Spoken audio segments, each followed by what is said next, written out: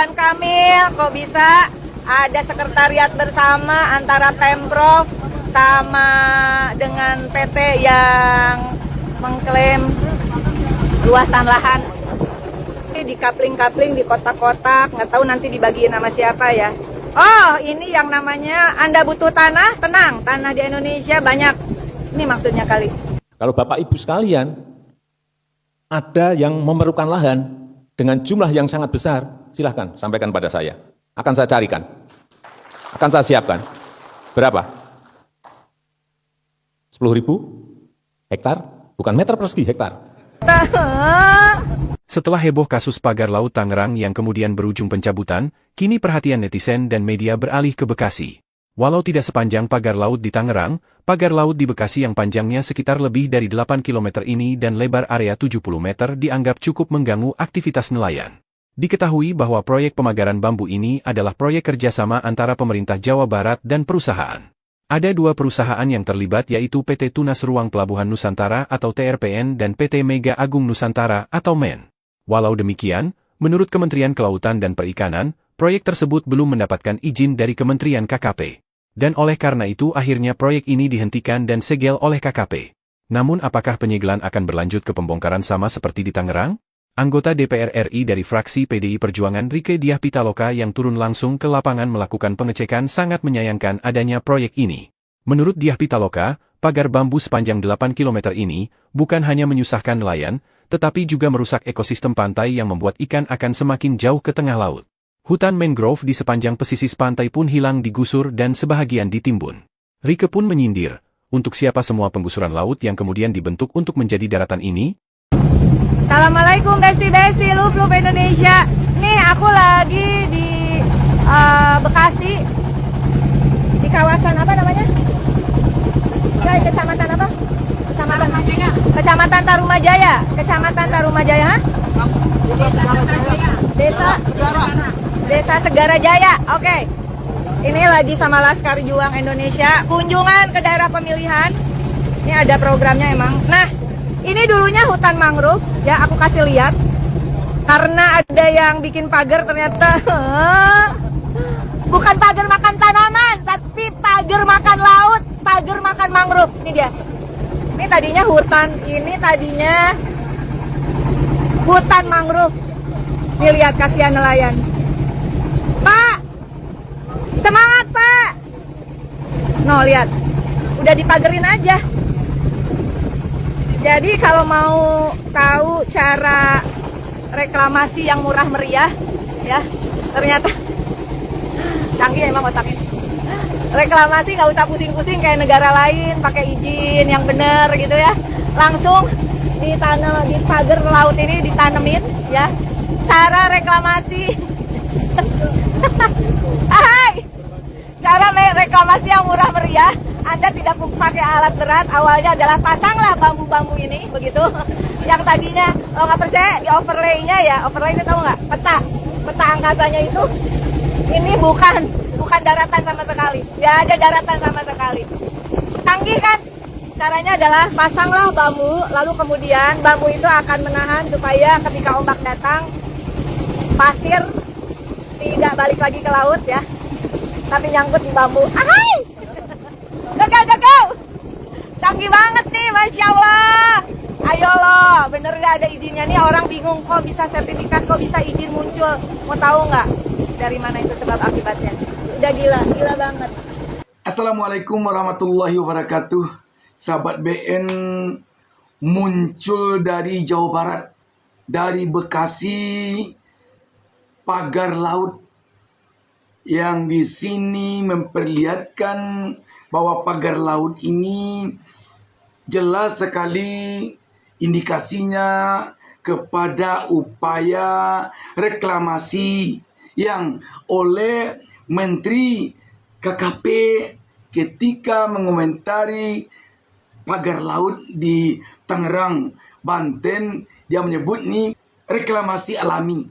Saya perlu sampaikan kalau di dasar laut itu tidak boleh ada sertifikat. Jadi itu sudah jelas ilegal juga. Nah, artinya memang ini kan dilakukan proses pemagaran itu tujuannya adalah agar tanahnya itu nanti naik. Semakin lama semakin naik, semakin naik. Jadi kalau ada ombak datang, begitu ombak surut, dia ketahan. Sedimentasinya ketahan.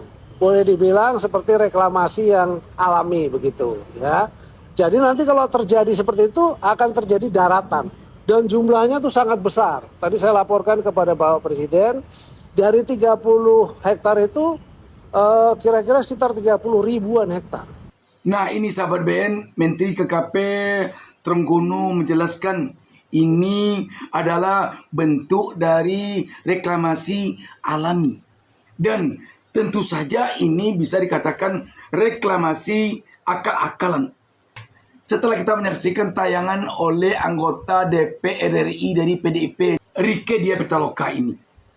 Jadi ketika di Jakarta di stop oleh Gubernur DKI Jakarta dulu Anies Baswedan reklamasi, maka ini kelihatannya upaya reklamasi secara tak langsung. Begitu dibuat pagar laut, ombak yang membawa pasir dari lautan nyangkutnya sampai di pagar laut. Nanti ketika air surut, ombak pergi ke tengah lautan, pasir akan tinggal di pagar laut ini. Karena pasir yang diangkut oleh ombak dari tengah lautan hanya sampai di pagar laut ini, maka nanti air hanya akan sampai di pagar itu. Dan dari pagar sampai ke pantai itu nanti akan menjadi daratan. Sebelum dia menjadi daratan, diupayakan dulu ada sertifikat tanahnya. Nanti begitu jadi daratan, tidak ada yang bisa mengambil tanah ini menjadi milik mereka. Walaupun rumah penduduk ada yang sejak dari nenek moyangnya dulu turun-temurun berada di samping tanah tersebut. Karena sudah ada sertifikatnya. Begitu hebat strateginya untuk menguasai tanah lautan ini. Walaupun pagar laut yang ada di Bekasi ini hanya 8 km, tetapi ini sudah cukup untuk membongkar apa rahasia di balik berdirinya pagar laut ini. Baik yang di Bekasi maupun yang di Tangerang, Banten. Sekarang coba kita saksikan bagaimana ceritanya Menteri ATR Kepala BPN Nusron Wahid berdebat dengan Kepala Desa Kohot, Kecamatan Pakuaji, Kabupaten Tangerang, Banten, Arsrin. Nusron menyebut proses pencabutan sertifikat lahan dilakukan bertahap setelah verifikasi di lapangan, serta menegaskan membatalkan 50 bidang tanah yang memiliki sertifikat HGB dan SHM di area tersebut. Menteri ATR sempat berdebat dengan lurah setempat lantaran menyebut dahulunya titik pagar laut adalah empang. Nah, tadi kita sudah datang, ya kan, sampai ke ujung tadi saya sampaikan itu tempat terbitnya sertifikat SHGB yang kami sebut atas nama PT IAM itu, ya. Tadi di sono kan kita sama-sama ke sono tadi. Nah, tadi di sono saya berdebat sama Pak Lurah. Pak Lurah ngotot bahwa itu dulunya empang. Karena udah nggak ada tanahnya, saya nggak mau debat soal masalah garis pantai apa nggak mau itu dulu. Itu toh kalau dulunya empang, kalau yang di sono tadi karena udah nggak ada fisiknya, maka itu masuk kategori tanah empang. Dalam persoalan tanah yang sekarang sudah disertifikatkan di Tangerang ini, khususnya di Desa Kohot, yang menurut kepala desa ini, tanah ini dulunya empang. Tetapi Nusron kelihatannya tidak peduli dengan empang atau tidak empang. Ketika dia melihat dan menemukan bahwa sertifikat ini berada di dalam laut tanahnya, tidak sesuai dengan aturan, dia cabut atau dia batalkan sertifikat itu. Sekarang mari kita saksikan pendapat berkaitan dengan kasus pidana yang mungkin bisa menjerat pelaku sertifikat bawah laut atau pagar laut ini, baik yang ada di Bekasi maupun yang ada di Tangerang. Jadi kan kalau kita ketahui kan memang ada dua hal yang menjadi kegaduhan ya. Pertama adalah tentunya soal pagar laut dan juga ada sertifikat ilegal. Nah dari dua perkara tersebut apa saja dugaan unsur pidana yang bisa dijerat? Apakah keduanya bisa terkena unsur pidana, Kang Asep? Ya, dalam perkara ini tindak pidananya sangat banyak, Maria. Ya, jadi pertama kita lihat dari penerbitan sertifikat. Penerbitan sertifikat itu melalui ya proses pendaftaran. Ada Undang-Undang Agraria 560, ada PP 97/18/2001. Ketika orang terbit atas hak, tinggal diteliti apakah ada hak atas laut. Ya, itu ada putusan Mahkamah Konstitusi 38/2010, nggak boleh hak atas laut. Hak atas tanah ada, hak milik, hak guna bangun, hak milik apa, hak pengelolaan sama hak pakai. Jadi kalau ada penerbitan yang sekarang kita bersyukur apresiasi dibatalkan, artinya ketika ada jual peralihan hak itu kan jual beli, waris, hibah.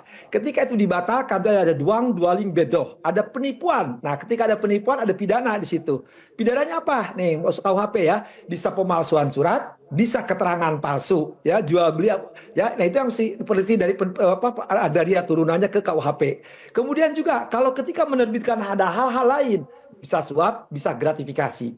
Ada undang-undang lain, Undang-Undang Pengelolaan Pesisir dan Pulau-Pulau Kecil, yaitu ya Undang-Undang tentang nomor 1 2014, Yunto 7 2027, terutama pasal 75. Jadi ketika pengelolaan itu tidak sesuai peruntukannya, yaitu adalah kewenangan masyarakat adat, di situ ada pidananya. Itu baru dua.